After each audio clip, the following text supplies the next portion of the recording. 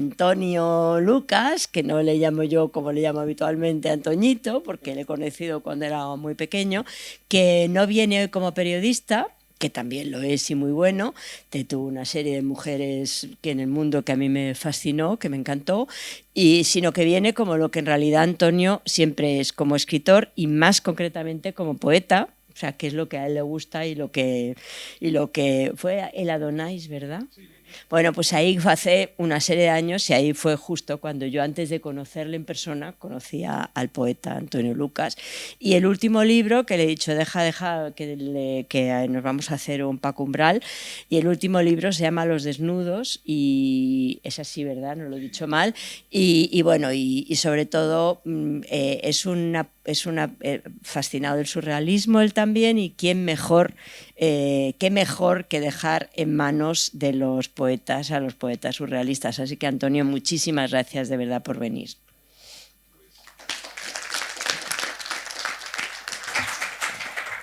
Pues muchas gracias, Estrella. Enhorabuena por la exposición, porque hay quórum. Es una exposición imprescindible y necesaria, y yo creo que ha sido un acierto por parte de la Fundación Mafre, a quien también agradezco mucho la invitación, y por tu parte dar esa otra mirada del surrealismo, rescatando, porque el surrealismo ha entrado a veces en ciertos momentos de cliché, y tú has sabido huronear por otras trochas y sacarle otras fascinaciones que las tiene. Efectivamente, yo, cuando me propuso Estrella participar, que para mí es un honor acompañarla en lo que haga, y más estando aquí, lo que pensé es que debía hablar de los poetas surrealistas y de la poesía del surrealismo, tanto en su origen francés principalmente, aunque también con un alcance en Zúrich, que ahora veremos, pero también luego terminando con la incidencia del surrealismo en España, que fue notable, no fue tan puro ni tan radical como el francés, pero creo que dejó una estela impresionante. Sobre todo porque debemos decirlo cuanto antes, que el surrealismo principalmente es un movimiento poético. O sea, principalmente son 8 o 10 personas que podríamos citar entre, por supuesto, André Breton, Philippe Soupault, Paul Eluard, Benjamin Peret y algunos más, Robert Desnos.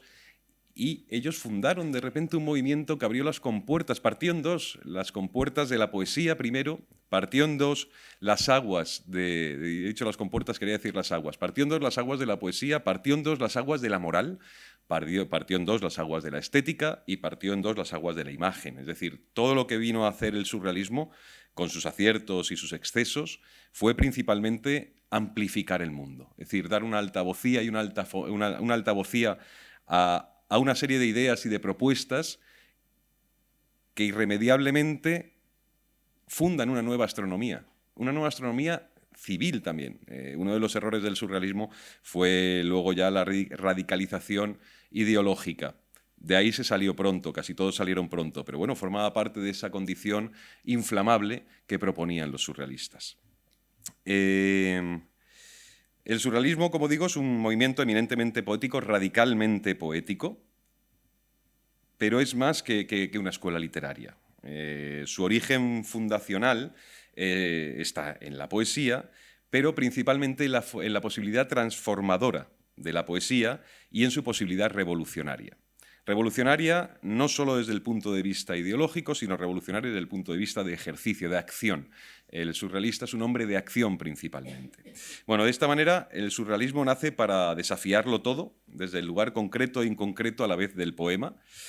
Y antes de buscar más adentro, vamos a fijar algunos datos para tener claro de dónde viene y cómo lo hace el surrealismo. Quien fija ese concepto es Apollinaire en 1917, en dos ocasiones al menos, en una carta al poeta belga Paul Dernay y con motivo del estreno de su obra de teatro Las tetas de Tiresias, a la que calificó de drama surrealista. Esa es la primera vez que alguien verbaliza, por lo menos dentro de los círculos intelectuales franceses, la idea o el concepto de surrealismo. Bueno, un año antes de esto, en Zúrich, el poeta Hugo Ball, seguido por Tristan Tzara, da cuerda a un movimiento literario y artístico que ellos llamaron Dada y que tenía por propósito cuestionar la lógica, la razón, las estructuras sociales, la burguesía, y se mostraban contrarios a los propósitos de la Primera Guerra Mundial. El dadaísmo era irreverente, era burlón, de vocación y espíritu absurdo, era antiartístico y era antipoético. Pero el dadaísmo no era el surrealismo. Dada, como palabra, no significa nada. Algunos señalan que es la transcripción fonética de los sonidos inarticulados de un bebé, dada. Bueno, es una de las propuestas, pero dada, al fin y al cabo, es un desafío, es un desplante. Es una forma de hacer palanca en lo inconcebible, ¿no? En el mismo año en que Apollinaire acuña el concepto surrealista y Dada en Zúrich desafía las convenciones burguesas, hay un joven estudiante francés de medicina, que se llama André Breton, que es movilizado durante la Primera Guerra Mundial y trabajando en un hospital donde bueno, fue precursor de las nuevas corrientes de exploración psiquiátrica, un hospital donde luego él descubrió el método de interpretación de los sueños de Freud, Freud da a conocer la interpretación de los sueños en 1899, ahí lo descubre Breton y se encuentra con un personaje fascinante, que aquí yo creo que empieza aquí la semilla del surrealismo. En un personaje que se llama Jacques Vachet, es un joven, está en Nantes, en ese hospital, viene de la Primera Guerra Mundial, está herido en una pantorrilla, no es una gran hazaña bélica, pero bueno, allí conoce a Breton, pasan muchas horas hablando, Vachet no hacía nada más que dibujar algunas acuarelas en un cuadernito, y Vachet empieza a descubrir a Breton una actitud antiartística de primerísima calidad. Era el hombre contra el todo. Era un sujeto absolutamente incalculable que empieza a generar ese apetito y esa condición de asombro que Breton necesitaba para dar rienda suelta muchos años después o algunos años después a lo que iba a ser aquel gran movimiento surrealista. Vachet es un escritor sin obra, de él solo se conocen 16 cartas, de 14 y 16, y en esas cartas, según Breton, está sistematizado todo el origen, todo el principio, toda la corriente inaugural del surrealismo, con lo cual ya empieza raro. Es decir, no es un movimiento que empiece con el manifiesto del 24 de Breton, sino que empieza a partir del azar fortuito de encontrarse con este hombre, Jacques Vachet, que él tiene una condición absolutamente irreverente ante la vida y ante las cosas, y su obra se limita a 14 cartas. Eso ya da cuenta de la singularidad de esta aventura. Pero ¿cómo es posible que un escritor sin obra inicie un movimiento literario? Bueno, pues es posible hacerlo cuando se tiene la capacidad de seducción, la valentía y la incomodidad que presentaba Jacques Vachet. Él, por ejemplo, tiene una frase que hoy probablemente es poco afortunada, pero en aquel momento para Breton fue uno de los gestos surrealistas más importantes, y es que cuando se estrena una de las obras de teatro en París, él se pone a los gritos, es un hombre pelirrojo, chico pelirrojo, se pone allí a los gritos, desaforado, a decir que el acto surrealista más hermoso que se podía hacer en este momento era sacar una pistola y matar a todo el auditorio, a todo el aforo. Bueno, pues esto era Vachet. Vachet era un hombre absolutamente contra la norma completamente. Son los años 16 y 17, ya decimos, en los que Breton también conoce el movimiento de Dada y se vincula en Francia a la aventura de Tristan Tzara. Él empieza primero como un joven dadaísta. Esos son los años también en que se encuentra con Philippe Soupol, con Louis Aragon y con Paul Éluard, que son como la santísima trinidad del surrealismo, y con los primeros funda en 1919 la revista Literature. Es una revista principal y capital para entender qué se estaba movilizando y de qué manera y a qué velocidad entre los jóvenes poetas franceses, ¿no? Es una revista intermitente que dura hasta el 24, justo hasta el año fundacional y así con el manifiesto, y el surrealismo está cogiendo una fuerza enorme. Todavía no estaban los pintores tan cerca, estaban de momento tanteando terreno, pintores, fotógrafos, el cine llega un poco después, pero los poetas están enarbolando toda la ruptura que en ese momento todavía no se sabía el alcance que iba a tener, el alcance tan mágico y tan fascinante, ¿no? El surrealismo viene a hacer saltar la banca. El surrealismo es un arma antiburguesa y el surrealismo es un pistón de irreverencias. Es un catalizador de algo nuevo, ni siquiera de arte nuevo, sino de algo nuevo. Y en la cumbre de ese algo nuevo, está inevitablemente la poesía. Está desafiando, como digo, pero no viene de cero ni quiere exactamente olvidar lo que hubo antes, porque el surrealismo es un movimiento, aunque parezca mentira, en su radicalidad es un movimiento historicista, es un movimiento que mira hacia atrás. Mira hacia atrás, ahí está la famosa frase también de Bretón, dice, de Grecia nada, siempre Persia, siempre Persia.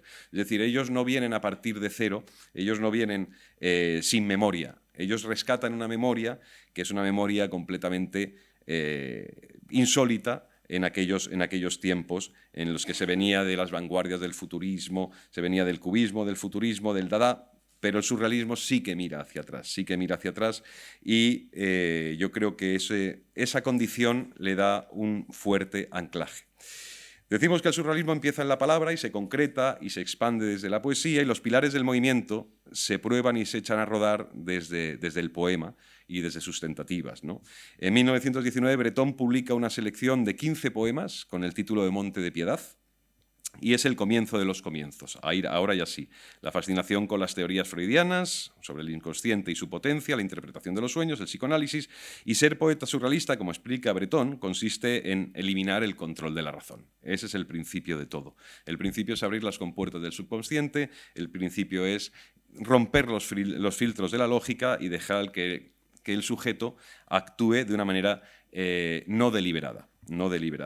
Y de ahí viene una de las condiciones primeras del surrealismo frente al juego de Dada, que es el surrealismo es esencialmente revolucionario, pero aspira a transformar la vida y la condición del hombre, que en el caso de Dada no sucede. O sea, todo lo que el surrealismo piensa o propone en el arte se resumen en la concepción de la omnipotencia de la poesía.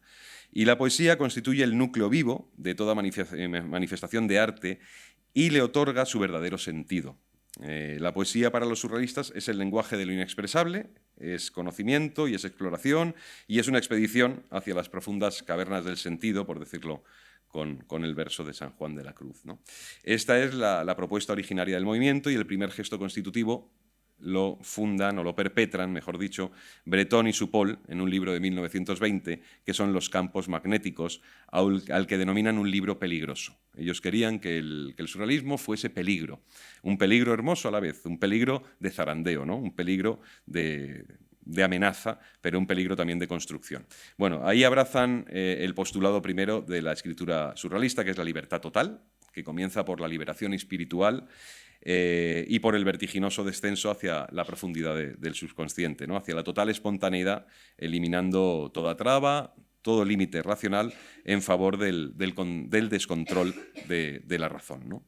Escribir sin corregir, eso es una de las cuestiones, yo no me lo creo, pero es una de las cuestiones que ellos animan, escribir sin corregir.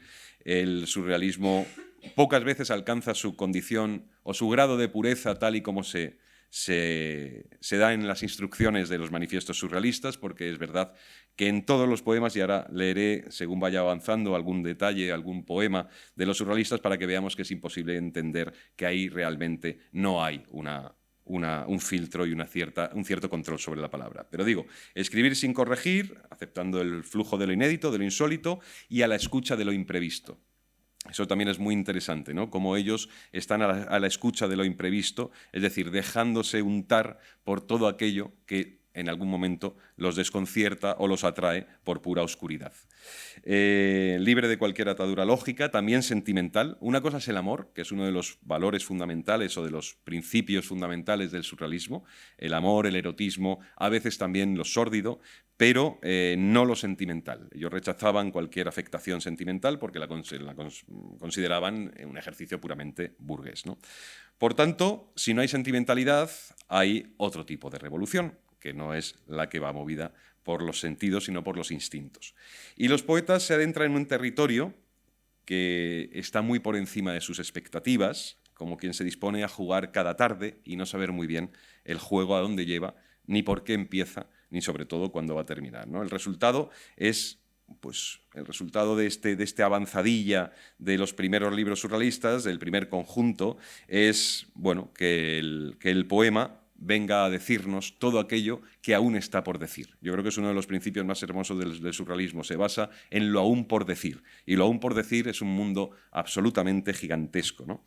El inconsciente, dice Lacan, se estructura como un lenguaje. Y si esto es cierto, la organización de la escritura automática, que es otro de los pistones del motor del surrealismo, tiene su sentido por lo aparentemente arbitrario y por lo manifestado en la sucesión de imágenes poéticas que no llevan a ninguna parte, pero que advierten esto, que el inconsciente habla en imágenes y se hace comunicable para otros desde las imágenes. Así que es la defensa de una escritura de mediums, realmente, ¿no? Cuando Breton define el surrealismo como define el surrealismo en el primer manifiesto de 1924, lo hace remitiéndose casi exclusivamente a la escritura automática, es decir, a esa condición también un poco mediumnesca y a veces chamánica completamente por parte suya, pero a veces también con un poco de superchería. El surrealismo, dice Breton, es automatismo psíquico puro por cuyo medio se intenta expresar tan verbalmente como por escrito o de cualquier otro modo el funcionamiento real del pensamiento, dictado del pensamiento con exclusión de todo control ejercido por la razón y al margen de cualquier preocupación estética o moral. Y es otro punto importantísimo, la despreocupación moral, es decir, el desafío otra vez, el romper las estructuras convencionales. Bueno, esta es una de los primeros desacatos de la literatura surrealista y no podemos negar el valor de lo sucedido. O sea, esta piedra lanzada contra el escaparate de la poesía formal supone uno de los acontecimientos más profundos y más feroces de la historia de la poesía contemporánea. Es más, resulta impensable comprender el siglo XX sin el impulso y la apertura radical de la propuesta surrealista, en literatura, en cine, en pintura, en la actitud ante el arte. El surrealismo echa a andar y lo impregna todo, y decía antes que hace saltar la banca de la creación, pero, por supuesto, no lo hace sin compañeros de viaje, no lo hace sin la historia, no lo hace sin la mirada atrás. Su largo, inmenso y razonado desorden tiene referentes, claro, tiene puntos de apoyo. El poeta surrealista toma en principio la actitud de la inocencia primordial. Eso es algo tremendamente hermoso, ¿no? Sobre todo cuando uno piensa en alguien tan perverso como Breton, pero él cree que la inocencia primordial es el empuje principal, la gasolina de la poesía, ¿no? Y lo hace notablemente receptivo a lo que no sabe. Eso es otro de los principios importantísimos del surrealismo. De ahí su fascinación por los poetas niño. Esto tiene que ver también con lo de la inocencia primordial. Ellos rescatan a Rimbaud, rescatan a Lautréamont, luego también tienen a William Blake y a Gerard de Nerval un poco en sus dianas, pero claro, fijaos qué historia más hermosa la del movimiento que rescata a los dos únicos poetas insólitos de verdad que ha dado la poesía europea, insólitos de verdad por biografía, por destino y por obra. Rimbaud es un poeta que escribe desde los 14 hasta los 20 años, en ese transcurso de tiempo que es mínimo, siendo prácticamente un niño. Él rompe los moldes de la poesía, de la escritura poética, y Lautréamont es aún más fascinante.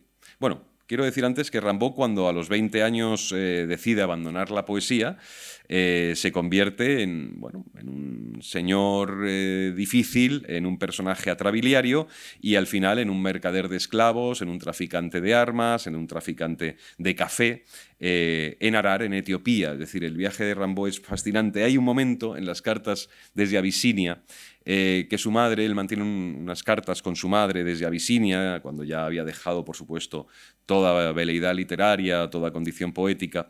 Allí, de lo que se sabe muy poco, sabemos por las cartas que su vida era bastante absurda.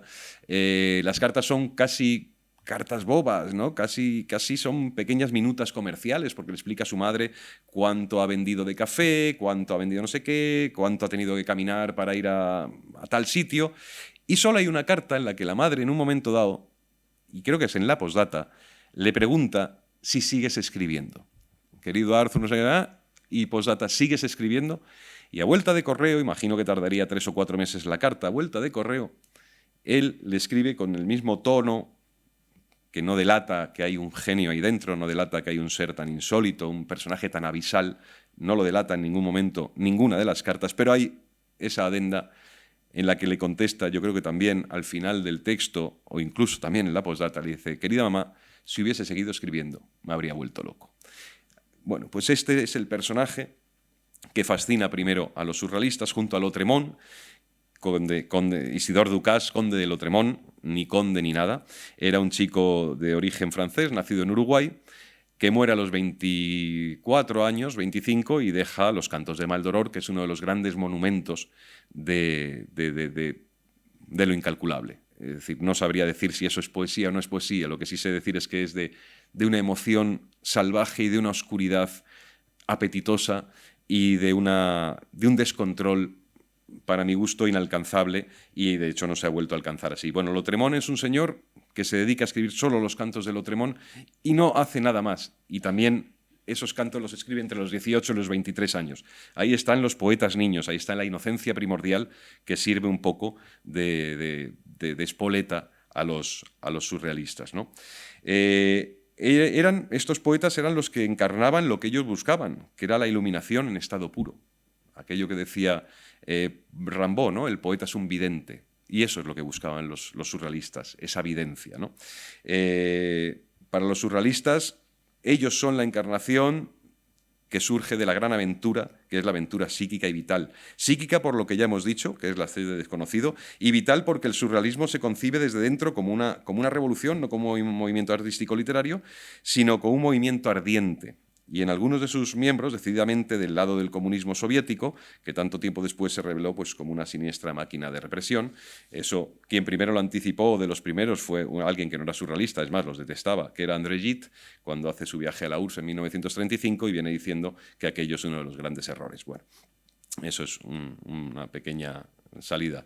Pero vamos a lo nuestro, que es en 1924 la publicación del primer manifiesto surrealista, confeccionado por Breton, que antes ya había decretado la ruptura con el dadaísmo, y en ese mismo año funda la revista La Revolución Surrealista. Termina Literatur y empieza la Revolución Surrealista. Es el momento de la toma de posición, del asalto ya al poder literario. El surrealismo también era un movimiento de poder literario, sea eso lo que sea, pero realmente ansiaban dominar el mundo de la literatura y de la poesía. Era un momento del agrupamiento de las fuerzas, ¿no? Y ya sí se instaura el método de escritura de asociaciones automáticas, que ya se habían explorado en los campos magnéticos Breton y Supol, y se inician las experiencias de creación verbal casi impuestas por decreto, en trance hipnótico o mediúmnico, ¿no? Desarrolladas especialmente por el poeta Robert Desnos, el poeta que tiene uno de los versos más hermosos de la poesía surrealista, y mirad que los hay, que es: tanto he soñado contigo que pierdes tu realidad. Yo creo que esto es un verso capital para entender esa condición un poco mediúmnica, decíamos, de los surrealistas. Y ahora que cito a Desnos, que es uno de los grandes poetas del amor en el surrealismo, junto a Paul Eluard, pues hay que recordar que el amor y el hecho erótico es uno de sus centros gravitatorios, ¿no? Y ahora que hablamos del amor, del erotismo, de su potencia transformadora y capaz de impulsar la poesía a un entendimiento con lo inspirado, voy a leer dos ejemplos para subrayar que el automatismo fracasa cuando los poetas escriben de amor. Irremediablemente fracasa. La pureza improbable de la escritura sin filtro no tiene aquí ni lugar ni posibilidad. Por ejemplo, empiezo por Paul Eluard, un poema del amor y la poesía, un libro principal de Paul Eluard, que tradujo al español otro excelente poeta, Manuel Álvarez Ortega. Dice: te lo he dicho para las nubes, te lo he dicho para el árbol del mar, para cada ola, para los pájaros entre las hojas, para los guijarros del ruido, para las manos familiares, para la mirada que se hace rostro o paisaje, y a quien el sueño devuelve el cielo de su color, para la noche entera bebida, para la verja de los caminos, para la ventana abierta, para una frente descubierta. Te lo he dicho para tus pensamientos, para tus palabras. Toda caricia, toda confianza se sobreviven. Y continúo con otro, ahora de Robert Desnos. Veréis que no hay posibilidad de pensar que eso está dejado al flujo radical y completo del dictado del subconsciente, porque la construcción del poema es espléndida, pero sobre todo la imaginería que hay. Como trabajamos en imágenes, cuando hablamos de surrealismo solo podemos trabajar en imágenes, todo se conceptualiza por imágenes, el desarrollo de imágenes que hay es poderosísimo, y eso solo puede ser parte de una reflexión, solo puede ser parte de una emoción canalizada. no descanalizada, absolutamente canalizada. Y en el caso de Robert Desnos, veréis que sucede lo mismo. Ellos son dos poetas que defienden, yo creo que un poco por miedo a Bretón y para que no los expulse del grupo, que se dedicaba todo el día a expulsar gente. Bretón era el tipo que estaba todo el día expulsando gente del grupo surrealista. Yo creo que por miedo a él defienden la escritura automática, pero una cosa es la escritura automática y otra cosa es realmente dejarse llevar. No tiene nada que ver. El dejarse llevar de Robert Desnos es un dejarse llevar absolutamente concebido desde lo excelso del poema, no desde la aventura de lo imprevisto, que es el subconsciente galopando a solas, ¿no? Tanto soñé contigo, es el verso que he citado antes. Tanto soñé contigo que pierdes tu realidad. Todavía hay tiempo para alcanzar ese cuerpo vivo y besar sobre esa boca el nacimiento de la voz que quiero.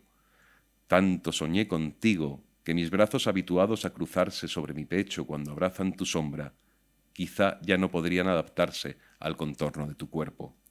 Y frente a la existencia real de aquello que me obsesiona y me gobierna desde hace días y años, seguramente me transformaré en sombra. Oh, balances sentimentales, tanto soñé contigo que seguramente ya no podré despertar. Duermo de pie con mi cuerpo que se ofrece a todas las apariencias de la vida y del amor, y tú, la única que cuenta ahora para mí, más difícil me resultará tocar tu frente y tus labios que los primeros labios y la primera frente que encuentre. Tanto soñé contigo, tanto caminé, hablé, me tendí al lado de tu fantasma, que ya no me resta sino ser fantasma entre los fantasmas, y 100 veces más sombra que la sombra, que siempre pasea alegremente por el cuadrante solar de tu vida. No hay posibilidad de escritura automática. No es lo que luego vamos a ver en Bretón, que sí la ejerce incluso contra sí mismo, porque también Bretón, que era muy inteligente, sabe que no hay escritura automática. Hay concepto, pero no hay ejercicio, no hay acción. Bueno, la poesía surrealista encuentra su cauce cerca y no tan cerca de las exigencias escolásticas de Bretón, y la poesía no puede ser solo automática. Quiero decir, no alcanza su posibilidad transformadora si no interviene de alguna manera la razón, aunque sea una razón al servicio del vuelo mayor del poema. Al fin y al cabo, sea como sea, el surrealismo levanta su querella contra la escritura acomodaticia, contra la literatura bien pensante, contra el convencionalismo. Y es más, la escritura del surrealismo apoya y levanta su protesta contra el arte o la creación acomodaticia, contra la belleza acomodaticia, contra el pudor y el puritanismo de la lógica burguesa, contra sus reglas de conducta. Pero en algún momento tiene que estar en ellas. Las imágenes surrealistas vienen provocadas desde el azar y salen de lo extraordinario y también de lo cotidiano maravilloso. En el primer manifiesto, el del 24, André Breton escribe: «Amada imaginación, lo que más amo en ti es que jamás perdonas». La imagen, la metáfora, el encuentro fortuito es un preciso camino, el camino inexpugnable, el camino irrenunciable, pero el camino imposible, ¿no? Toman la máxima de Novalis, el hombre es la imagen, y a partir de ahí lo anudan o desanudan todo, ¿no? El surrealismo como revolución, el surrealismo y la revolución, el surrealismo para la revolución. Esa es un poco la evolución que tienen en la poesía surrealista los grandes popes. Es decir, la palabra surrealista después será también la pintura, el cine, el teatro de Alfred Jarry, la fotografía, tienen por fin fundar o, sí, generar algo sobre lo que el hombre pueda volver a trabajar ya sin pausa y sin límite. Es decir, lo importante del surrealismo para la poesía, para la escritura, no es tanto las mecánicas que llevan al poema, sino la posibilidad de que a partir de que existe el concepto y asumimos el concepto de surrealismo, el surrealismo se nos convierte ya en una latente condición con la que uno ya convive el resto de la vida, ¿no? El resto del tiempo. Si hoy leemos a poetas actuales, a poetas de ahora, hombres o mujeres, es muy difícil pensar que esos poetas no han tenido en algún momento de su ejercicio, de su creación, de sus lecturas, no han tenido un cruce con lo surrealista, no han tenido un cruce con aquellos que ellos cifraron de tal manera de la que ya es muy difícil salir. Incluso los poetas más claros, incluso los poetas más estrictamente limpios, ¿no?, de dicción, tienen irremediablemente un roce que ellos forjaron, que es el roce con la imagen que genera realmente la emoción y el pálpito de la poesía, ¿no? Lo otro termina a veces siendo nada más que una minuta de testamento.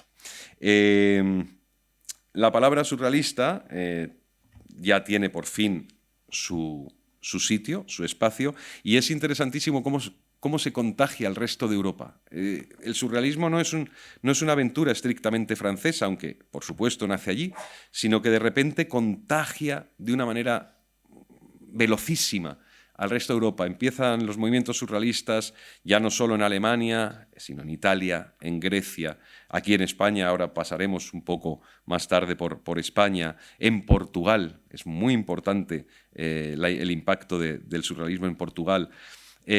También cruza, por supuesto, a México, que para Bretón es el gran país surrealista. Es decir, la capacidad que tiene de impregnarlo todo. No hay un movimiento en el siglo XX que haya sido tan ni siquiera el pop, creo que ha sido tan absolutamente totalizador durante unos años como lo fue el surrealismo, ¿no? El surrealismo, como avisó Octavio Paz, pone en tela de juicio la realidad. Y en ese afán, algunos de los surrealistas de primera hora, como Luis Aragón, encuentran pues la Arcadia del bolchevismo, ¿no?, en la URSS, en los postulados de Lenin. Otros se alejan de la vía ideológica, como es el caso del Bach, y Bretón mantiene un poco el juego en todos los frentes. Desde luego se desencanta de la Rusia soviética y de sus falsas bondades antes que Aragón, pero a lo que vamos es que el surrealismo constituye una manera propia de ser, tomando como faros de costa la imaginación, pero también otra herramienta fundamental, que es el deseo.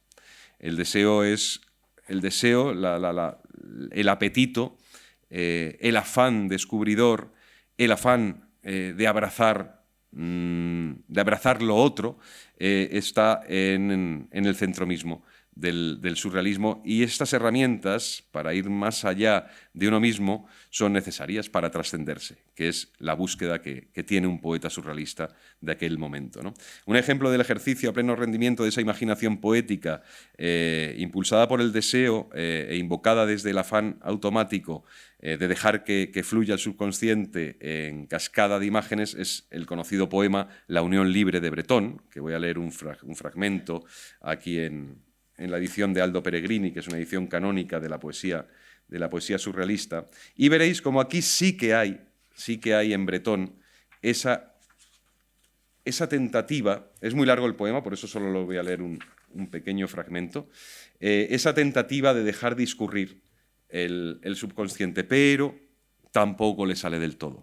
Hay momentos excelsos, uno detrás de otro, hilvanados, que solo pueden tener sentido cuando se ha pensado lo que se va a decir. Unión libre. Mi mujer con cabellera de llamaradas de leño, con pensamientos de centellas, de calor, con talle de reloj de arena.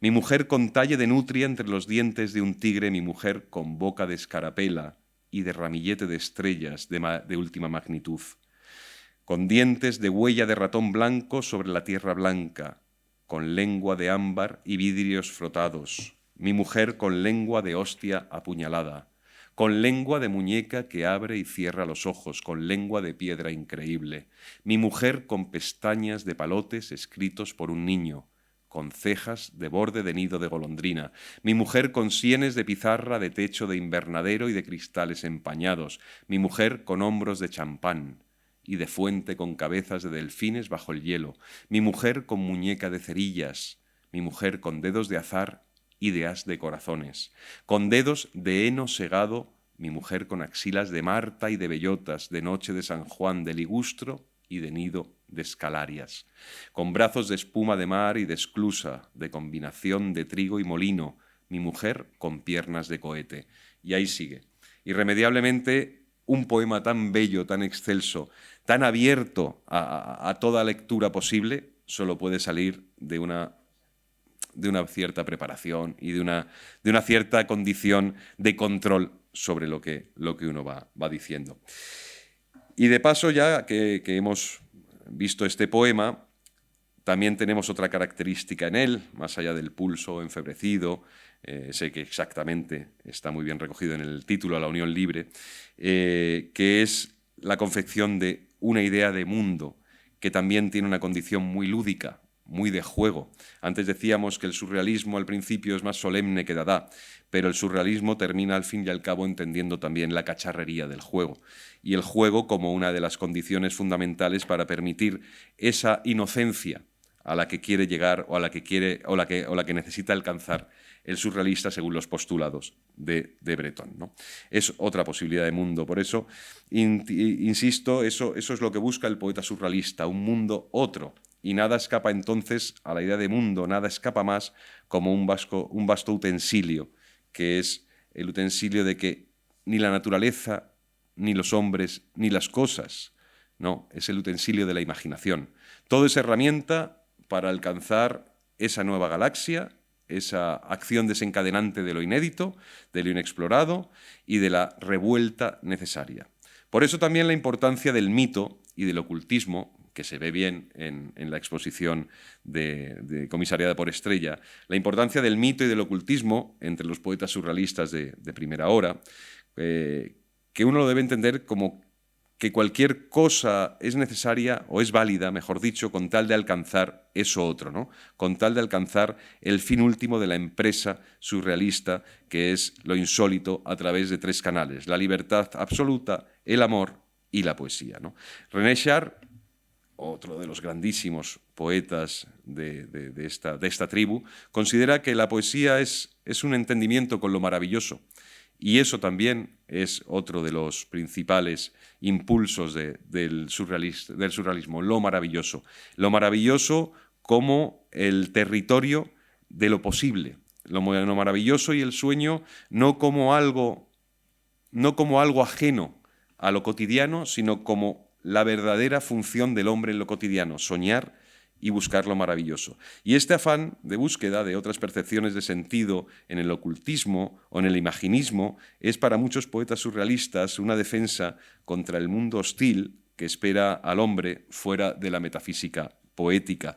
Porque al fin y al cabo los surrealistas lo que proponen es un mundo mejor. Lo que pasa es que es un mundo impracticable, es un mundo absolutamente difícil de combinar con una vida de siglo XX, ¿no?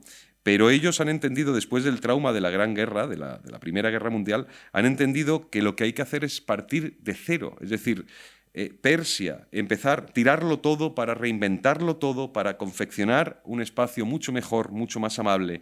Y por eso yo creo que la literatura surrealista, aunque parezca paradójico, después de hablar de Urs y de hablar de bolchevismo y de hablar de la intransigencia de Breton, yo creo que en el fondo lo que nos permite a los lectores entender es que el surrealismo es una gran escuela de tolerancia. Y dices, qué barbaridad, pero si el tipo se dedicaba a machacar a todo aquel que no estaba cerca de sus postulados. No, pero cuando uno lee la poesía surrealista, los poetas surrealistas, donde todo cabe, donde todo es posible, donde no hay límite, ni confección de límite, ni norma, lo único que puede pensar es exactamente eso. Es decir, lo que hay es una gran escuela de tolerancia para quien sabe leerlos. Es decir, que la poesía lo es todo.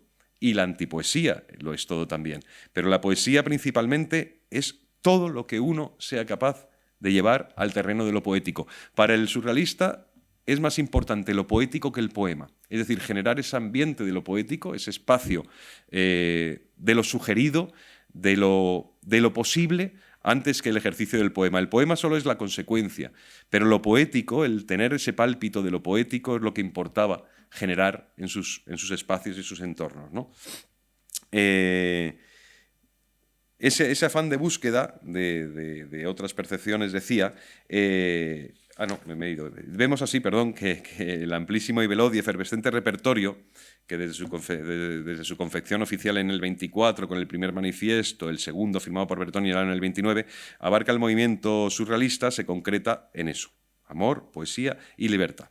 La poesía como el máximo mecanismo de liberación, Por eso, más allá de la nómina oficial de poetas oficiales, al revisar el repertorio encontramos una interesante escudería de compañeros de viaje poéticos, que en este caso son artistas. Pensemos en Leonora Carrington, en Remedios Varo, en Picasso, que era un poeta pésimo, absolutamente pésimo, es el peor poeta posible de los surrealistas, en Picabia, en De Chirico, en Jean Cocteau, en Man Ray. Toda la poesía surrealista termina impregnando a todos los artistas surrealistas. Max Ernst también. La mayoría de ellos termina tanteando el poema porque piensan que ahí puede estar el origen de la imagen pura, de la imagen suprema, ¿no? Y luego, por supuesto, Dalí, que era un excelente escritor, Dalí que aporta a la escritura surrealista y a la pintura su método paranoico crítico, que consiste esencialmente en una organización racional e interpretativa de las asociaciones delirantes. Dalí, del que tanto se arrepintió Breton de sumarlo al surrealismo, y Dalí, que fue mucho más lejos que Breton. Dalí es uno de los grandes conspiradores del surrealismo en los años buenos de Dalí, en los años que van del veintitantos al treinta y tantos, es decir, en una década, podríamos decir del 25 al 35 o por ahí. Yo creo que es un ser absolutamente capital a la hora de entender la poesía surrealista, por esa misma aplicación que él hace de este método paranoico crítico, porque sí que llega a hacer temer a Breton que hay alguien que realmente ha entendido bien, y mejor que él, incluso en algunos momentos, la capacidad que hay en el delirio. Al surrealista le gustaban mucho los delirios, le gustaba mucho la anomalía, le gustaba mucho la avería, pero el único que la ejerce realmente con consecuencias extremas es Dalí, por un lado, y Antonin Artaud, por otro. Antonin Artaud, el gran dramaturgo, por decir algo, el hombre que funda el teatro de la crueldad, es el que lleva hasta el extremo más doloroso las posibilidades del delirio, las posibilidades del surrealismo, esto que hoy llamamos salud mental. Bueno, pues la de Antonin Artaud fue uno de los ejemplos de disparate doliente mayores del surrealismo. Despierta una cierta compasión cuando uno lee los ímpetus de Artaud. Ahora leeremos algo, principalmente porque en Artaud lo que hay es daño, que es lo que no hay en el surrealismo. Si os fijáis, la poesía surrealista, la literatura surrealista, tiene algo hímnico, de algún modo, una condición más levítica, y sin embargo, para encontrar el daño en el surrealismo, que es tan insólito y que a veces en la escritura surrealista no se ve bien, o a veces o directamente no se ve, el que llega y alcanza ese estatus, con lo cual le da una nueva carnalidad al movimiento surrealista, al concepto de surrealismo, es Antonin Artaud, porque a él el surrealismo lo que le permite es soltar los demonios, es decir, quitarse el lastre de los demonios que le atenazan, hacerlo a través de la palabra en acción más viva que hay, yo pienso que es la más viva que hay, que es la del teatro, y hacerlo de tal modo en la que él sí que funde biografía y apetito surrealista hasta el punto de que la vida se le va en ello, ¿no? Creo que esa condición convierte a Artaud en un personaje fundamental para entender una de las derivas del surrealismo, igual que Dalí. Hay que aceptarlo como lo que es, el grandísimo escritor que llega más lejos que casi ninguno de ellos, o probablemente más lejos que ninguno de ellos.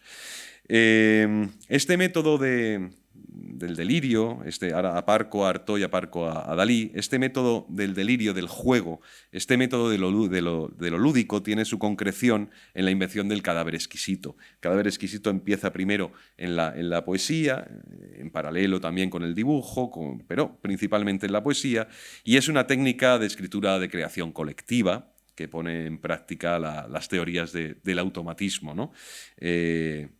Reduce al mínimo la intervención de la voluntad consciente de los autores, y en el cadáver exquisito cada parte de la obra, en el caso del poema, que es casi su única aplicación, el verso o los versos de una persona los continúa otra, que desconoce al escribir lo que han hecho los demás. Se van doblando los papeles y se va escribiendo el primer fogonazo, el primer destello, el primer impulso, la primera dentellada que a uno le llegue, ¿no?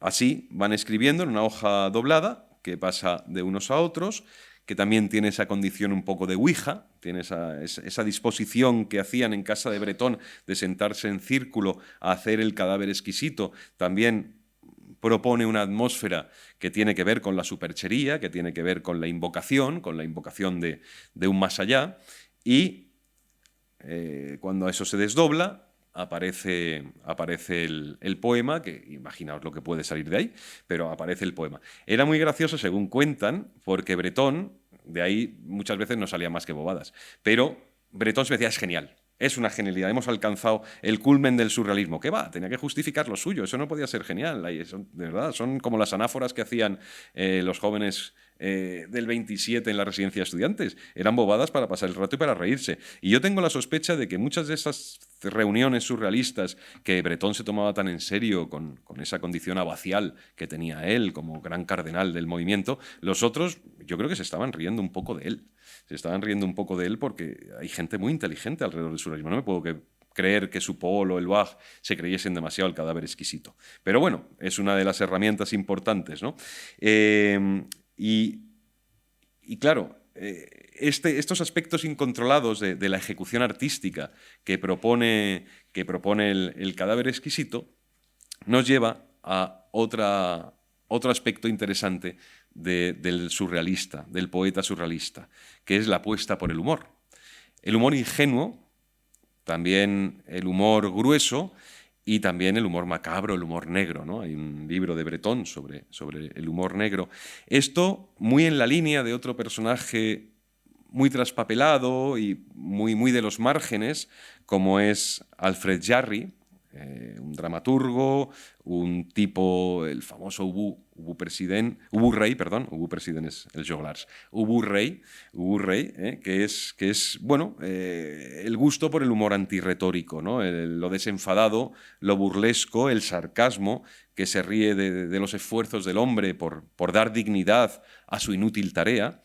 Y aquí es donde destaca también otro poeta que es Raymond Queneau. Raymond Queneau es el poeta, digamos, que más afina la parte humorística del surrealismo. Donde hay humor, hay desacato. Con lo cual esto no debía sentar muy bien a Bretón. Esto no le debía gustar nada.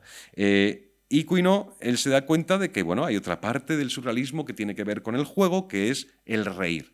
La risa es muy inquietante. La risa es siempre inquietante y es una amenaza de poder.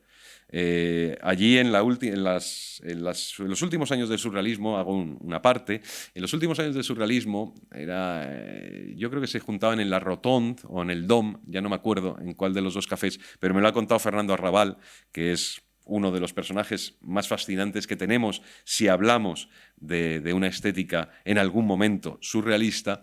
Él contaba que Bretón no aceptaba las risas jamás en sus reuniones, como buen tirano. Es decir, no hay nada que más inquiete al poder y sobre todo a la intransigencia que la risa. Queneau, sin embargo, desfalca eso. Queneau lo que hace es convertirse en el gran poeta del humor surrealista. Con lo cual ya tenemos el poeta del daño surrealista, el poeta del humor surrealista, el poeta del delirio surrealista, y llamo poeta a Salvador Dalí, con lo cual ya se le está desarmando un poco el grupo a Bretón. Se le está yendo el grupo por lados donde a él no le gustaba transitar, para que veáis que el surrealismo llega a volar de una manera tan poderosa que incluso quien mejor cree que lo doma, que en este caso es Bretón, va perdiendo las riendas. Porque el surrealismo es fundamental. El surrealismo es fundamental tener claro que no hay espacio de dominación, que no puede haberlo, igual que no lo puede haber en el poema, igual que no puede haber escritura automática, porque la escritura automática es una presunta falta de dominación que impone algo que es antipoético, que es no pensar una palabra, no llevar una palabra cuando uno la escribe tiene un significado que probablemente ensancha mucho más allá de aquello que señala. Por eso, el escribir por escribir, el dejar suelta la mano y que aquello galope por el folio, no es realmente posible. Bueno, decía que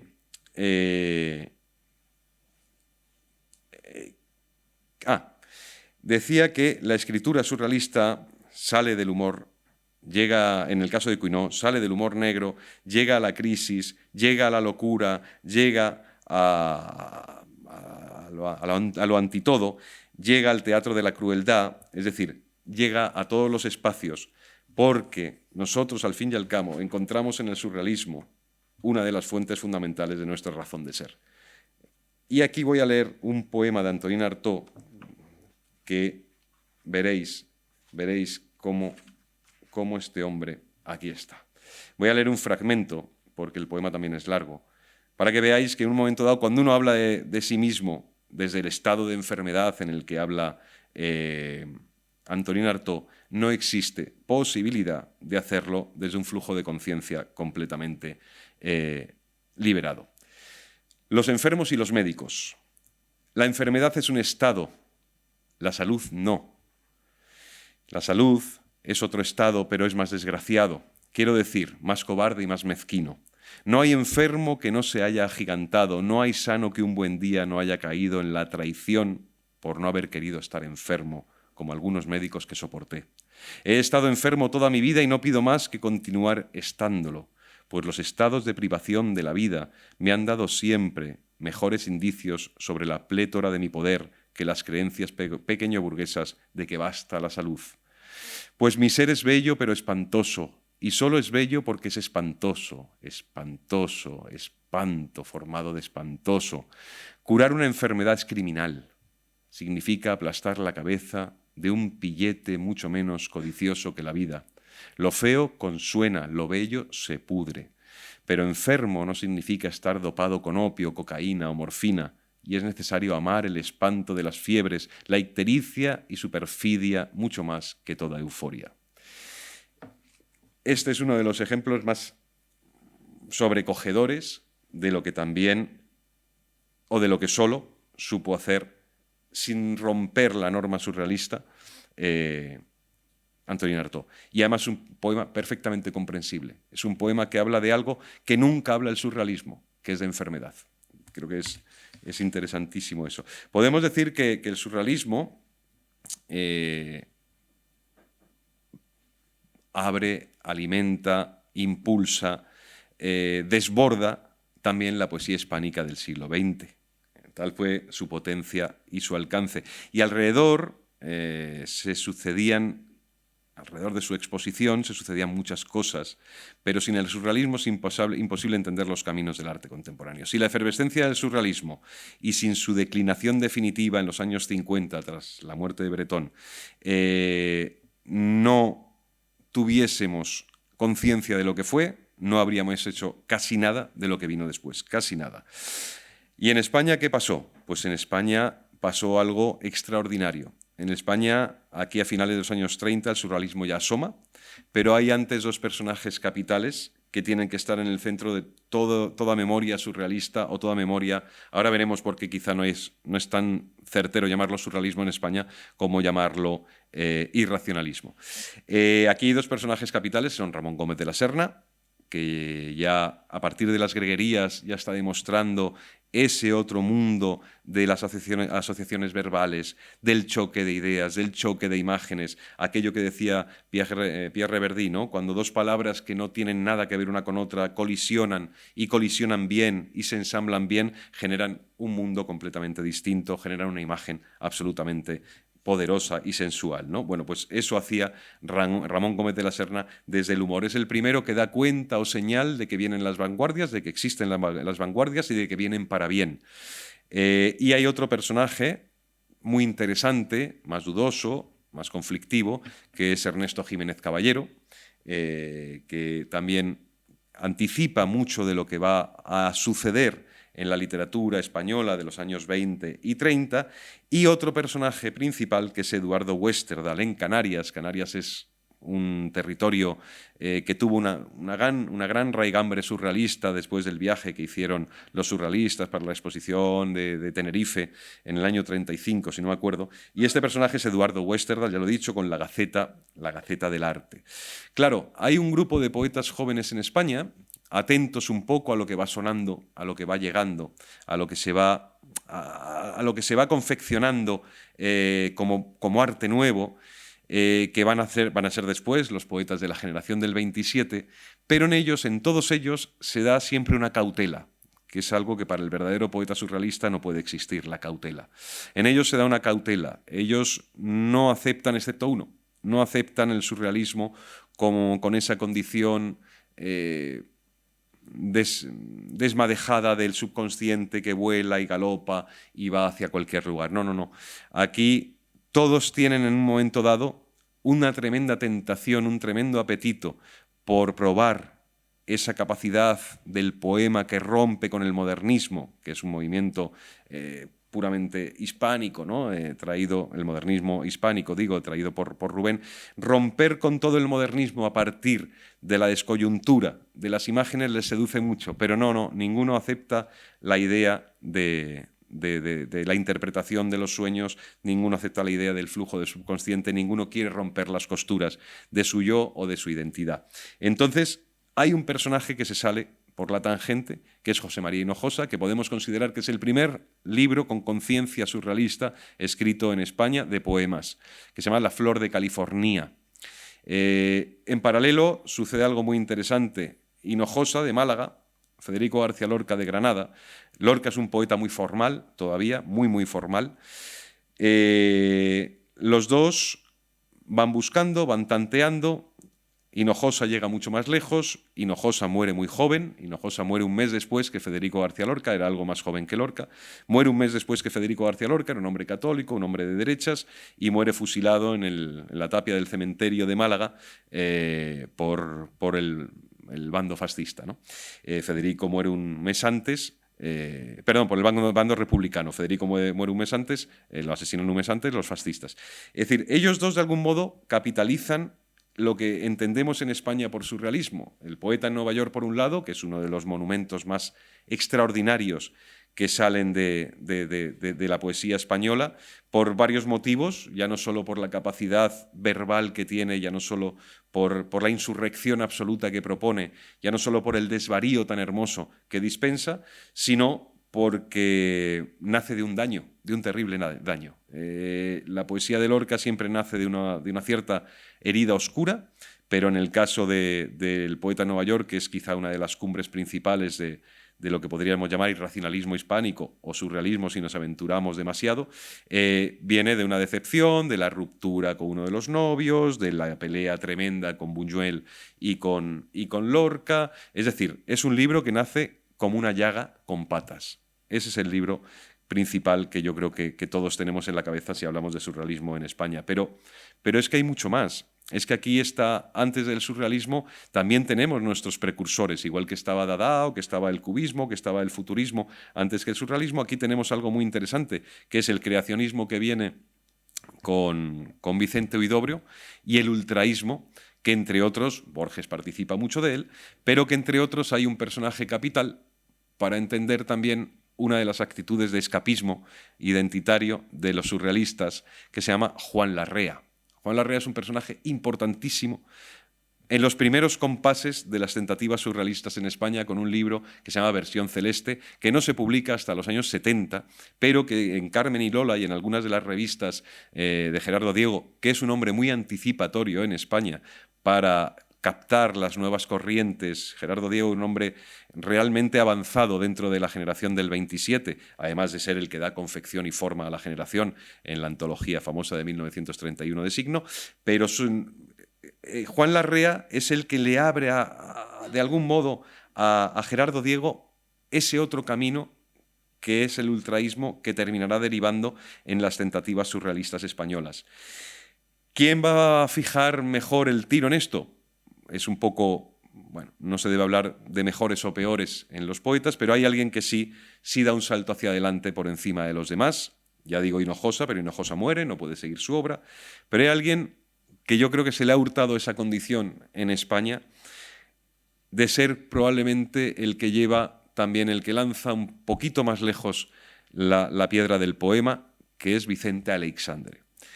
Vicente Aleixandre, en un libro también singular, que se llama Pasión de la Tierra, un libro de poemas en prosa, no de prosa poética, de poemas en prosa, que escribe entre el 28 y el 29, pero que no publica hasta los años 40 en la colección Adonais. Perdón, no lo publica hasta los años, sí, 41 exactamente. Hasta el año 41 no lo publica nada más, Pasión de la Tierra, porque él consideró que ese libro nunca iba a ser entendido, que ese libro no iba a encontrar el receptor necesario, el lector o lectora necesario. No se equivocó. No se equivocó porque en el 41 tampoco lo encontró, mucho peor, imaginaos lo que era este país en el 41. Pero ese libro, que personalmente reivindico como uno de los grandes ejercicios de poesía surrealista en España, Pasión de la Tierra, es el que sí que abre mucho horizonte al resto de compañeros de la generación. Tened en cuenta que Cernuda también entra, por ejemplo, a tantear en el surrealismo con Un río, un amor o Los placeres prohibidos, que ahora leeré algún poema de Cernuda porque es uno de los grandísimos poetas.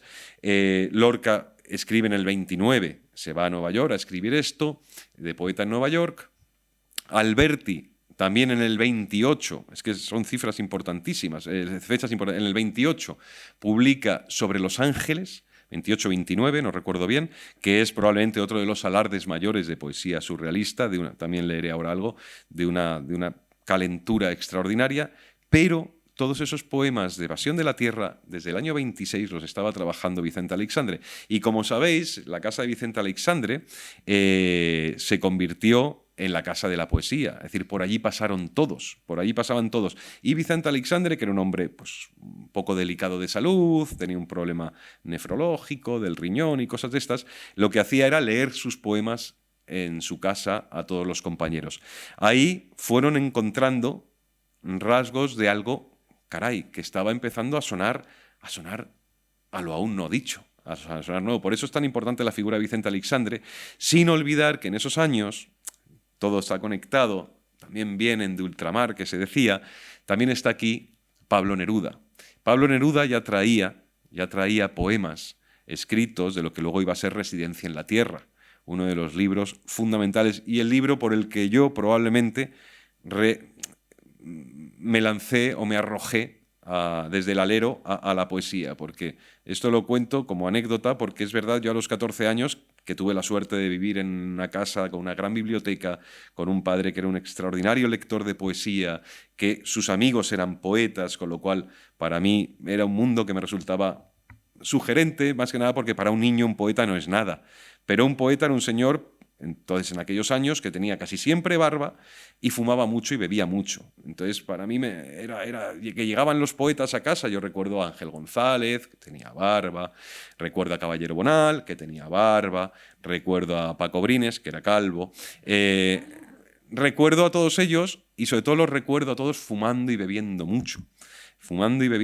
Y eso me divertía extraordinariamente. Bueno, pues todo esto lo decía porque las reuniones de Vicente Aleixandre fueron también un gran catalizador para que el surrealismo llegase un poco mejor, con más complicidad, con más confianza, a algunos poetas del 27. Y decía lo del Neruda de Chile, de Residencia en la Tierra, esa estancia de Neruda en España es muy importante también, porque él, en una revista que se llama Caballo Verde para la Poesía, una revista mínima, muy pequeñita, y duró muy pocos números, pero hay un manifiesto muy hermoso que para muchos de sus compañeros, de sus amigos, de las noches de juerga en la Casa de las Flores de Argüelles, donde vivía Neruda, supuso una espoleta principal, o sea, una especie de motor de avance, que fue una defensa de la impureza. Y la defensa de la impureza suponía decir que la poesía es todo. Tú entras en el espacio de un chamarilero, de un cacharrero, y todo lo que hay, los objetos, el polvo, la vibración del tiempo, todo eso es la poesía. Es decir, lo inútil es la poesía, lo imprevisto, por supuesto, es la poesía, pero no quería decir eso. Es decir, lo inútil es la poesía, lo abandonado es la poesía, lo desechado es la poesía. Eso es lo que viene a decir en ese manifiesto de la impureza, que para mí es uno de los momentos más luminosos de pequeña teoría del juego de la poesía en España, ¿no? Entonces, en esta generación del 27, el surrealismo dura lo justo. Hay una persona extraordinaria, a la que yo quise mucho, se llamaba Carlos Bousoño. Yo quise mucho a ese hombre, muchísimo.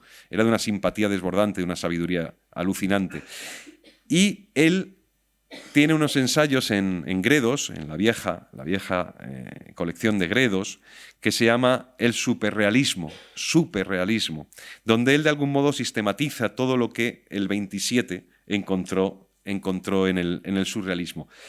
Y yo creo que es muy importante para saber qué tipo de poesía surrealista o qué tipo de poesía de filiación surreal se ha hecho en España entender o conocer cómo lo conceptualiza Carlos Bousoño, que insisto que es uno de los hombres que mejor ha pensado la poesía en este país, injustamente olvidado, como todo en este país, pero yo defiendo mucho la figura capital de Carlos Bousoño, incluso también como poeta, que no tenía nada que ver con el surrealismo, pero entiende perfectamente, era un poeta de corte cristiano, como José María Valverde, como algunas cosas de Vicente Gaos, de corte más cristiano, pero católico, mejor dicho, pero es un tipo anticipatorio también.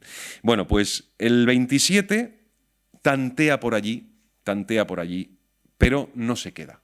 Es decir, todo lo que Breton y los surrealistas franceses sí mantuvieron a lo largo de su vida, todo el marchamo de surrealistas, aquí es un entrar y salir.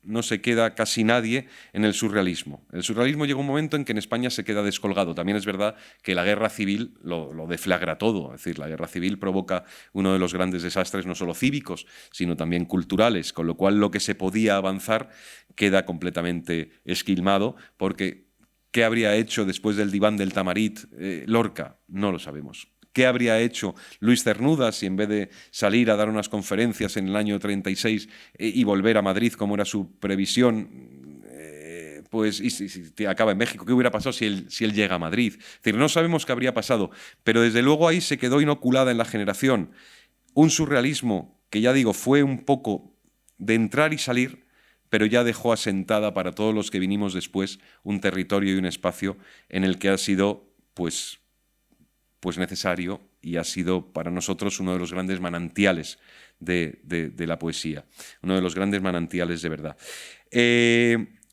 Claro, ¿qué pasa después de este grupo del 27?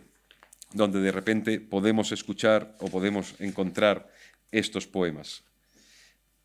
Mira, por ejemplo, para que veáis Juan Larrea, que lo he citado antes, para que veáis cómo aquí sí que hay realmente una apuesta por el surrealismo, cómo él, Larrea, que luego desaparece, que luego hace un gran ensayo, un libro excepcional, o por lo menos en su momento lo fue, luego ya estará un poco superado, que el del Guernica, que Estrella conocerá perfectamente, el poema del Guernica, el libro del Guernica. Bueno, Juan Larrea, en versión celeste, escribe este poema, se titula Razón. Sucesión de sonidos elocuentes movidos a resplandor. Poema. Poema es esto y esto y esto. Y esto que llega a mí en calidad de inocencia hoy, que existe porque existo y porque el mundo existe y porque los tres podemos dejar correctamente de existir. Este es Larrea. Otro ejemplo de surrealismo, de escritura surrealista en España, de escritura poética. Rafael Alberti en Sobre los ángeles. Los ángeles colegiales. Ninguno comprendíamos el secreto nocturno de las pizarras, ni por qué la esfera armilar se exaltaba tan sola cuando la mirábamos. Solo sabíamos que una circunferencia puede no ser redonda y que un eclipse de luna equivoca a las flores y adelanta el reloj de los pájaros. Ninguno comprendíamos nada, ni por qué nuestros dedos eran de tinta china y la tarde cerraba compases para al alba abrir libros. Solo sabíamos que una recta, si quiere, puede ser curva o quebrada, y que las estrellas errantes son niños que ignoran la aritmética. A mí me parecen poemas excelentes estos, poemas excelentes por lo que tienen de sugerencia. Claro, podemos decir, yo es que no entiendo qué quieren decir. Lo mejor es no entender lo que quieren decir, porque seguramente no quieren decir nada. Lo importante es la emoción que pueden generar. Es decir, todo aquello que uno encuentra de seducción, todo ese mensaje que trae un poema y que es un mensaje intransferible. Muchas veces el poema solo trae un mensaje para el lector, que lo lee en ese momento y que cuando intenta compartirlo con otro, no tiene esa misma coordenada de comprensión del poema, ni mejor ni peor, sencillamente distinta. Lo que nos intenta, o lo que debemos agradecer al surrealismo, lo que debemos agradecer al imaginismo, lo que debemos agradecer a a la condición de desconvencionalizar la poesía es que todo se puede decir, que eso es algo fundamental también para entender la poesía surrealista. Todo se puede decir, nada es imposible, nada está prohibido. Y yo creo que eso ha hecho un gran bien por la poesía. Es decir, el poema oscuro, el poema claro, el poema enrocado, el poema limpio, no tiene posibilidad de decirnos nada que no nos haya dicho antes la poesía surrealista. Y si nos ponemos a mirar atrás, dices, qué barbaridad, y Quevedo y Góngora, pues por eso mismo. En Góngora probablemente hay algunos de los mejores versos surrealistas que tiene la poesía en español, del siglo de oro hasta aquí. No en vano, el 27, a quien toma como bandera, a quien toma como tótem, es a Góngora, y por eso la fundación de la generación del 27 se funda en torno al tercer centenario o la celebración del tercer centenario de Góngora. No era caprichoso, era un año que estamos hablando del año 27, cuando ya estaban las vanguardias, cuando hay un poeta que de repente alcanza un punto de ignición verbal mayor que los demás. Y yo creo que ahí, en ese caso, Dámaso Alonso, que era el menos surrealista del 27, Dámaso Alonso tuvo razón a la hora de meterles un poco a todos en la senda gongorina, de la que luego, como debe ser, se sale. Y luego, ¿qué pasa con el surrealismo en los años 50? Pues no pasa nada, porque prácticamente no hay. Solo hay dos momentos, uno que es el del postismo en España, habló en España, el movimiento postista, que es Eduardo Chicharros, Silvano Cernesi, creo que se llama así, Fernando Arrabal, Gloria Fuertes. Hay una Gloria Fuertes antes de la Gloria Fuertes que nos inoculó a todos los que éramos niños en los 80 la poesía. Hay una Gloria Fuertes muy, muy atrevida, hay una Gloria Fuertes muy, muy avanzada, muy impetuosa en torno a ese grupo de postistas que tenían como predicación el asalto también de las convenciones y la puesta en escena de gestos surrealistas, pero también muy buenos poetas, porque el principal, para mi gusto, del grupo postista es Carlos Edmundo de Ory, que creo que es uno de los grandes poetas también injustamente leídos o traspapelados de nuestra tradición más inmediata. Y luego hay un poeta isla, hablo de los años 50 y 60, hay un poeta isla. Era el momento de la poesía social, era el momento de Blas de Otero, Pido la paz y la palabra, de los poetas de Pepe Hierro en Quinta del 42, es decir, de todos los poetas sociales, ¿no? Pero hay un poeta que de repente escapa a todos los márgenes y recupera un discurso surrealista completamente imprevisto, como es Miguel Labordeta, aragonés, que el apellido nos lleva a su hermano, que es José Antonio Labordeta, el de Un país en la mochila. Bueno, pues su hermano Miguel es un excelente poeta que sí que mantuvo, de una manera insólita, porque eso sí que es arriesgarse en este país a que no te lea nadie, en los años 50 y 60 mantuvo la antorcha de una cierta poesía surrealista, de una poesía premeditadamente incómoda, premeditadamente echada hacia el lugar donde nadie miraba. Es decir, la poesía de aquellos que casi se lastiman sabiendo que no van a tener lectores en ningún caso, pero hoy cualquiera que estudie la poesía surrealista española tiene que pasar, sí o sí, tiene que pasar por la poesía de Miguel Labordeta. Y cualquiera que estudie la poesía clásica española no tiene que pasar por Luis Felipe Vivanco, porque había 600 Luis Felipe Vivanco. O sea que al final el tiempo le dio la razón a Labordeta. Y quería leeros de Labordeta un poema para que veáis este hombre en los años 50 y 60 en Aragón, lo que se propuso y lo que hizo. Y para mí, este libro que se llama Punto y Aparte, del año 67, es un libro muy importante. Puesto que el joven azul de la montaña ha muerto, así se titula. Puesto que el joven azul de la montaña ha muerto, es preciso partir. Antes de ser golosamente asesinados en los crepúsculos de la gran ciudad, es preciso partir. Antes de que las muchedumbres tristes de los metros invadan el templo del sol, definitivamente seducidas por las noches de los trenes, es preciso partir.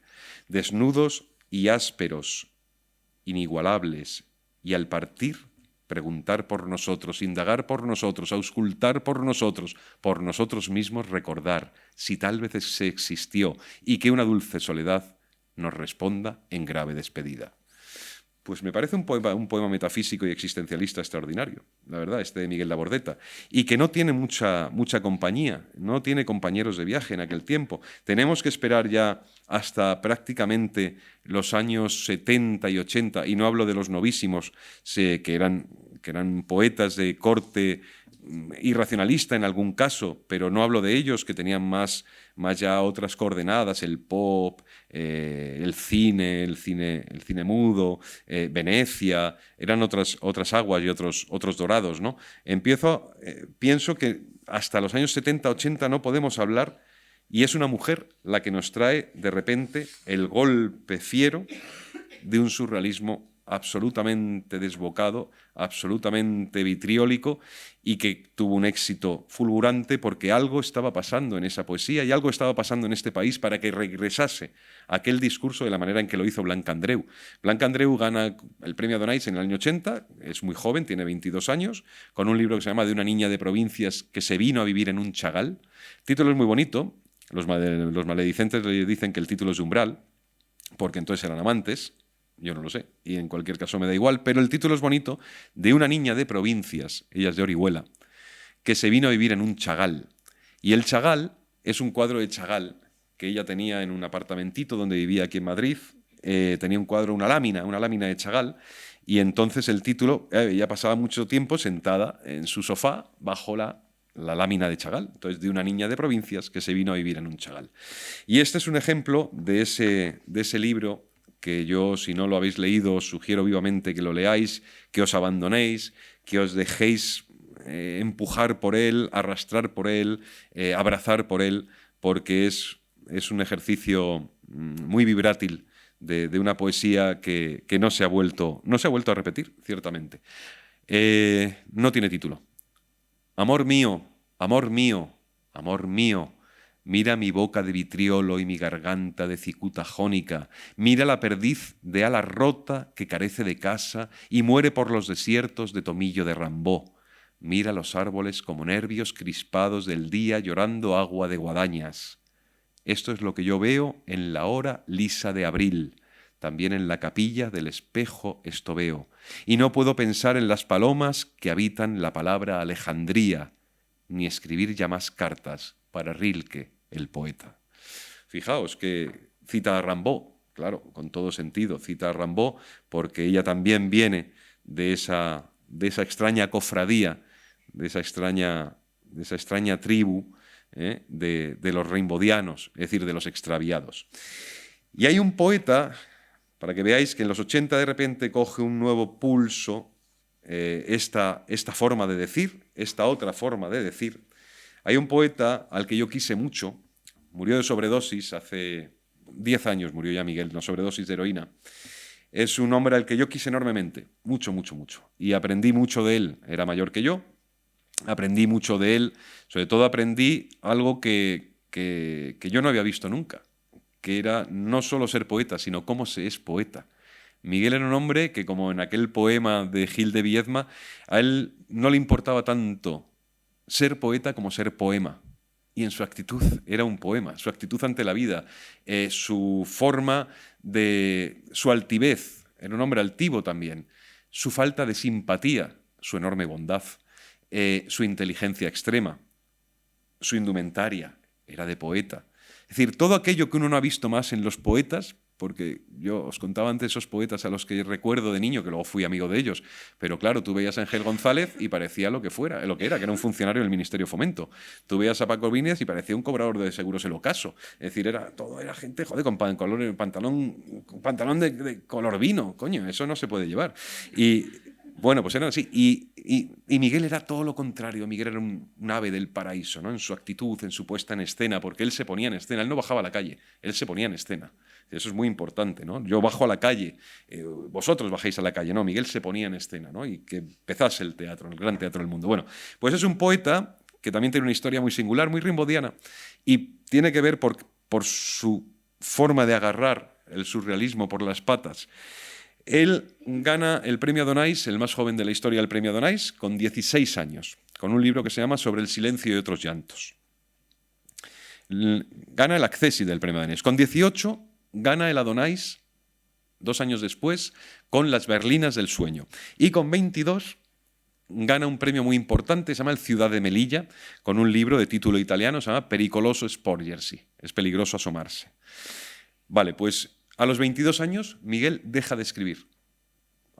Deja de escribir, se va de Madrid, se va a vivir a Hoyo de Pinares, se vincula a un grupo alucinante, que es el grupo que tienen Isabel Escudero, Agustín García Calvo y el maestro Escotado, Antonio Escotado, y él desaparece para la poesía, desaparece de nuestras vidas, desaparece completamente. Y 10 años después vuelve a la poesía con un libro que se llama El dibujo de la savia, donde ese poeta ya ha cambiado. Es un poeta, es Ovidio, es Lucrecio, es el poeta de la naturaleza, ¿no? Es el poeta del monte, de la savia, de los viajes psiconáuticos, el poeta lisérgico, es otra cosa. Pero en esos tres libros, desde los 16 hasta los 22, casi como Rimbaud, se convierte en uno de los primeros, en uno de los emblemas de la poesía, si podemos decir surrealista en España, o surreal, o imaginista, junto a Blanca Andreu. Y este es un poema de Pericoloso Sporgersi. Es decir, todavía seguimos en el surrealismo que va llegando hasta estos años 80. Dice: fuera la memoria una tundra, no pérgolas colmadas de racimos, que el mal sueño hiciera arder la oscura choza del reproche en una orilla que olvidara el río que soy, y que pueda yo esperar que el alba mienta como un gallo de vidrio de un solo espolón de sal oscurecida, porque en mi lecho maduren tus pesquisas de hiedra, y aunque la plata de la tarde sueñe otro orfebre más paciente que el regreso de la vieja hora, que la soledad henchida consista en musitarme al oído, ámala. Otro poema de amor vinculado al surrealismo. Y así vemos cómo, de algún modo, desde el año 16, en que se encuentra Jacques Bachet o mejor dicho, André Breton con Jacques Bachet en un hospital de Nantes, y empiezan a hablar de una posibilidad de algo nuevo, cómo aquello se convierte en una verdadera revolución, porque el surrealismo es revolución, es revolución, es revolución, claro que es revolución, porque lo pone todo del revés, porque necesitamos entender que si somos algo, somos todo aquello que la poesía surrealista también nos ha indicado que somos. Porque la poesía surrealista, cuando vuela y vuela alto, viene a decir todo aquello que no sabemos aún que estamos esperando. Hasta aquí, hasta los años 80 en España y hasta los años 2000, porque ya solo me queda un poeta por hablar en España que ha recogido el testigo de una poesía de carácter casi vidente, también con esa condición de derviche, ¿no? Aquellos danzarines que de repente empiezan a girar y hay una iluminación y hay un dejarse llevar, y de repente hay una trascendencia, que es algo importante en lo que también juega el surrealismo, o quiere estar el surrealismo, que es en la trascendencia. Hay un poeta último que quiero citar hoy, para ir terminando ya, que se llama Juan Carlos Mestre. Juan Carlos Mestre probablemente es el poeta que ahora mismo más lejos está llevando la herencia y la aventura de aquel gran equipaje donde cada cual puede coger lo suyo, que nos dejaron los poetas surrealistas. Hay un libro de él que creo que es un libro extraordinario y que puede ayudar mucho, sobre todo a jóvenes poetas. Yo, que ya no puedo decirme que soy joven poeta, pero por cuarto de hora, tengo 49 años y hasta los 45 fui joven poeta, o sea que no os creáis que no he lamentado yo eso. Pero fuera de esto, yo a los que vienen detrás siempre les sugiero que echen un vistazo a Mestre, ¿no? Que echen un vistazo a Mestre, porque aquí hay una participación en el idioma, hay una participación en el lenguaje, hay una forma de apropiarse de las palabras tan obstinada, tan fuerte, tan poderosa, que aunque no vaya a ser el lugar que uno quiera ocupar, sí puede servir un poco de mapa, de fuego o de guía, ¿no? Un poema, se titula así, un poema. Esto sucede ante la hora izquierda en que mi vida, violenta juventud contra el poder de un príncipe, llama jauría a la verdad y belleza a los puentes derrumbados. Llama flor del frío a la tumba de los náufragos, astrolabio muerto a la nieve de los locos. Hornea un talco negro, el hambre de la muerte, la edad de los sentidos, el obstinado aliento de la cansada luz de octubre en el baúl de las abejas. Brota sobre esta duna blanca la vehemente hierba de las islas, la implacable hormiga en el blando bulbo de la boca helada. Con guantes de forenses sale la noche verde de su estuche y la tempestad retumba por el otoño roto de las ánforas. Tiene aquí mi corazón la edad del mundo, el pez de piedra bajo el que los recién nacidos duermen. Sufre el impaciente un reloj de sol bajo los párpados, la aguja inmóvil como retina fría de los caballos muertos. Mi vida es el temblor del consternado y el indigente ciego, la constelación del triste en un festín de víctimas. Bueno, pues esto es un ejemplo de cómo existe esa herencia, está en muchos poetas jóvenes, y todo se lo debemos a aquellos 8 o 10 tipos que se juntaron para darle la vuelta a la quijada de la vida, para hacer que la vida tenga de repente un nuevo sentido, porque ellos lo que buscaron fue un nuevo sentido para la vida. Los surrealistas, de algún modo, lo que propusieron es que la vida fuera otra. No sabemos cuál, pero fuera otra. Y en eso estamos intentando, los demás, cuando lo leemos, que la vida pequeñita, la nuestra, de algún modo, o por lo menos la mía, sea otra. Porque yo cuando leo a los surrealistas, ya no solo leo a aquellos que participaron del lugar de todos los extravíos, leo a aquellos que me enseñaron de algún modo a ser joven, me enseñaron a ser adolescente, a ser joven. Yo fui un joven muy flipado de surrealistas, demasiado, para mi gusto, demasiado, pero bueno, fui un niño muy pirotécnico, fui un niño muy vendaval, y yo, aquello que tanto he perdido, porque la vida a veces hace que uno tenga que ir dejando aquellas condiciones tan disparataditas, aquello que yo he perdido lo recupero cuando los leo. Hacía mucho tiempo que no lo leía, por eso le agradezco mucho a Estrella de Diego que me haya obligado a sentarme a ver cómo estaban mis amigos surrealistas, que siguen vivísimos, y creo que hoy más necesarios que nunca. Así que muchas gracias, disculpen si ha sido largo, y hasta la próxima.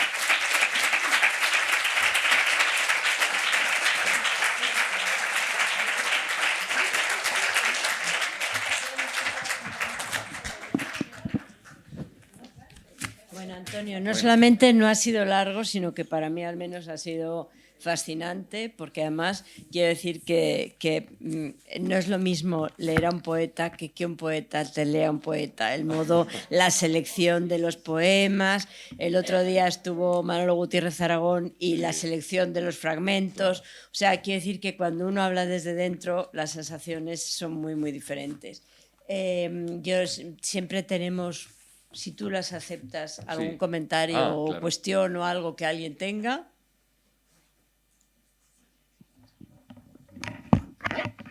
Una duda muy rápida. Sí. Leopoldo María Panero, ¿surrealista sí o no? No, Leopoldo no, loco. Pero es que la locura y el surrealismo no están tan cerca. No, Leopoldo Ni poemas como Heroína, por ejemplo. Sí. Porque son muy locos. Pero no hay una condición tan surrealista en Leopoldo. Es muy buena la apreciación, buenísima, de verdad. No hay una apreciación muy grande en el caso de Leopoldo María por el surrealismo. Lo hay por algunas estéticas, por ejemplo la de Artaud. Artaud sí era para él muy importante, igual que Alfred Jarry. Es decir, todos aquellos que vivían como él. Es decir, esos hombres que tenían la condición del marginal. Pero cuidado, el marginal se ha sublimado mucho la idea de los marginales. Ser un marginal es una cabronada. Marginal no es un título que uno quiera, marginal es el título que te ponen los demás. Y eso Leopoldo lo sabía mucho, lo sabía bien, fue un hombre muy zarandeado. Pero no hay tanto una condición de lo surreal, porque él era un poeta realmente intelectivo, era un poeta muy intelectual. Fíjate que uno de los popes, además de Lacan y los guerrilleros de Cristo Rey, que eran su obsesión de última hora, pero además de eso es una broma, pero de los popes de Lacan y tal, era Ezra Pound. Ezra Pound, por ejemplo, es un poeta absolutamente hermético. Y toda esa condición sígnica de Ezra Pound, esa cultura desaforada, volcada en el poema, le interesaba él mucho. Es verdad que luego lo llevaba a lo suyo. Entonces, ¿puede haber rasgos de surrealismo en Leopoldo María? Seguro. Pero hay un surrealismo que tiene más que ver con la patología. Es decir, es el surrealismo del hombre patológico, es el surrealismo del hombre... Yo estuve con él en 3 días en el psiquiátrico de Mondragón cuando era muy jovencito, tenía yo 20 o 21 años, y me fui para allá a verle, después de hablar con su psiquiatra jefe, no sé qué, para hacer un trabajo para la universidad, que no me apreciaron nada, pero yo sé que es un buen trabajo. Porque la gente estaba entrevistando a Iñaki Gabilondo, al que yo respeto mucho, pero joder, yo me fui, hice periodismo, yo me fui a ver a Leopoldo María Panero. Uno traía a Luis del Olmo, otro traía a Iñaki Gabilondo, pues respetabilísimos, pero no me apreciaron nada el trabajo. Bueno, y me fui con él 3 días a Mondragón, me fui con él 3 días allá al psiquiátrico. Y claro, yo le pregunté, antes de llegar a él, ahora os cuento, son 2 minutos, cuento muy brevemente cómo fue nuestro primer encuentro. Antes de llegar a él tuve que hablar con su psiquiatra jefe, que por supuesto quería conocerme, quería decirme las pautas de horarios que tenía, como debe ser, ¿no? Psiquiátrico de Santa Águeda, hoy se llama Clínica, entonces era psiquiátrico todavía de Santa Águeda, Mondragón. Le dije, pero ¿realmente qué tiene? Y el hombre me dijo, mire, realmente... terminamos antes y le digo lo que no tiene, pues lo tiene todo. Entonces, claro, era psicótico, esquizofrénico, pues era un cuadro clínico de récord Guinness, era espectacular, era un récord de ambición, tenía todo. Entonces, bueno, pues es verdad que puede haber esas trazas de surrealismo, pero creo que está más cerca de un surrealista no puro, como era, afortunadamente para él, como era Antoine Artaud, que un surrealista formal y convencional como Supol, Elbach, Benjamin Peret o Robert Desnos. Entonces, por eso no lo he metido, pero es muy pertinente la aclaración. Y ahora os cuento nada más para que veáis un gesto surrealista maravilloso de Leopoldo María. Cuando llego allá al psiquiátrico Mondragón, ya me dice el médico, bueno, te quedas con él y tú mismo. Y efectivamente, me quedo con él y yo mismo. Y nada, llego a la recepción, digo, por favor, ya tengo la notita esta, vengo a buscar al señor Panero. Y, bueno, don Leopoldo María Panero, don Leopoldo María Panero. Pues nada, se abre una puerta así metálica, así muy carcelaria, ¡pum! Y aparece Leopoldo, así, echado para adelante, ¿no? Con esa cosa que tenía un poco de aguilucho, así echado para adelante, los pelos disparados blancos, la nariz curvada. Me mira así, claro, yo muy nervioso, estaba nervioso de verdad, ¿eh? Yo llevaba el pelo largo, negro, yo vestía todo de negro, entonces me extiende la mano y digo, bueno, Leopoldo, me corta y dice, a mí me gustan los pechos de los chicos jóvenes como Tarzán. Digo, hostia, 3 días. 3 días. Bueno, pues acabamos con este hombre genial. 3 días, sí. Yo estaba en una pensión, no tenía mucho dinero, no tenía ninguno. Estaba en una pensión, un día que salimos se me metió en la pensión, no lo podíamos echar, quería dormir conmigo, bueno, un jaleo. Y entonces, el último día, que pasamos 3 días deliciosos, la verdad, todo fue catastrófico, pero qué maravilla. Y él me había llevado un taco así de libros suyos y él lo fue repartiendo por la calle. Y dije, pero Leopoldo, es que claro, me ha costado 150 pesetas. No, esto, a todo el mundo le regalaba un libro y me quedé con uno, que dije, no, este ya no, que es una antología, la primera antología que le hizo Visor. Y yo, os insisto, vestía de negro entero, pelo negro largo, y a mí me gusta mucho la leche entera. Cuanto más entera, mejor. Y a él también, porque además él tomaba Colmen, que era para, si bebía, pues tenía problemas. Entonces, nos hacemos en la cantina una foto los dos abrazados, bebiéndonos, que la tengo en casa, bebiéndonos un vaso de leche. Le doy el libro, digo, bueno, el último que me has dejado, que me has repartido 6, que ya te vale a ti también, dedícamelo. Y pone, para Antonio Lucas, vestida de Blancanieves, su amigo Leopoldo María Panero.